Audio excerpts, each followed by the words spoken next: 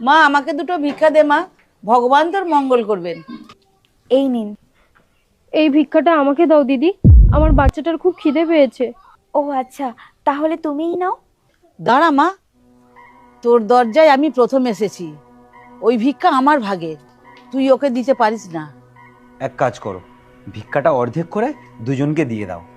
না, এটা কখনোই সম্ভব নয়। তুই যদি এই ভিক্ষাটাকে ভাগ করে দিস তাহলে আমার নিজের অপমান হবে, এটাই আমি মনে করব।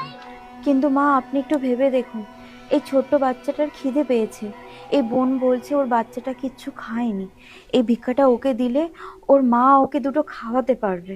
মা, তোর ঘরে তো আরো অন্য কিছু আছে, তুই তোকে অন্য কিছু দিতে পারিস। ওই ভিক্ষাটা তুই আমার ঝুলির মধ্যে দিয়ে দে।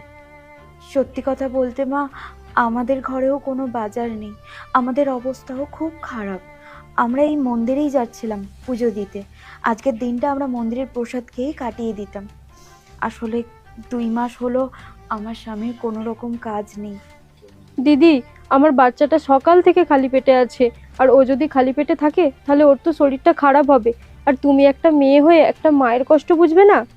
মা, আমরা তো সমস্যার মধ্যে পড়ে গেলাম, আপনিও সাহায্যের জন্য আমাদের কাছে এসেছেন, আর ইনিও বাচ্চা নিয়ে আমাদের কাছে এসেছেন। কি করব আমরা বুঝতে পারছি না। আমার মনে হয় এই খাবারটা এই বাচ্চাটাকেই দেওয়া উচিত, কারণ আমাদের কোনো বাচ্চা নেই। আমাদের 7 বছর হয়েছে বিয়ে হয়েছে, আর বাচ্চা না থাকার কষ্ট আমরা বুঝি। আমরা বড়রা খালি পেটে রয়ে যাব ঠিক আছে, কিন্তু একটা বাচ্চা খালি পেটে থেকে যাবে, এটা আমরা সহ্য করতে পারবো না। সেই জন্য আমরা চাই এই খাবারটা বাচ্চাটাকেই দিতে। হ্যাঁ মা, আমরা বাচ্চাটাকেই দিতে চাই। আমি চাই না আমার দরজা থেকে কোনো বাচ্চা খালি পেটে যাক। আর এই চাল আলুটা দিলে ওর একটু হলেও পেট ভরবে, তাই আমরা এই খাবারটুকু ওকেই দিতে চাই।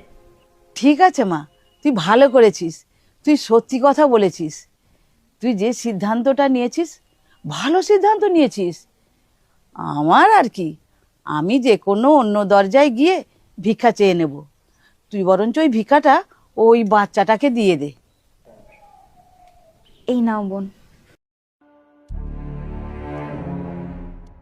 আচ্ছা মা, আমি আসছি তাহলে। আচ্ছা, তুই আমাকে 1 গ্লাস জল খাওয়াতে পারবি না? হ্যাঁ অবশ্যই, আপনি একটু অপেক্ষা করুন, আমি এক্ষুনি আনছি।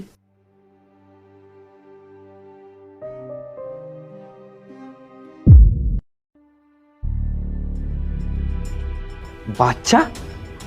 ওনারা দুজন কোথায় গেল?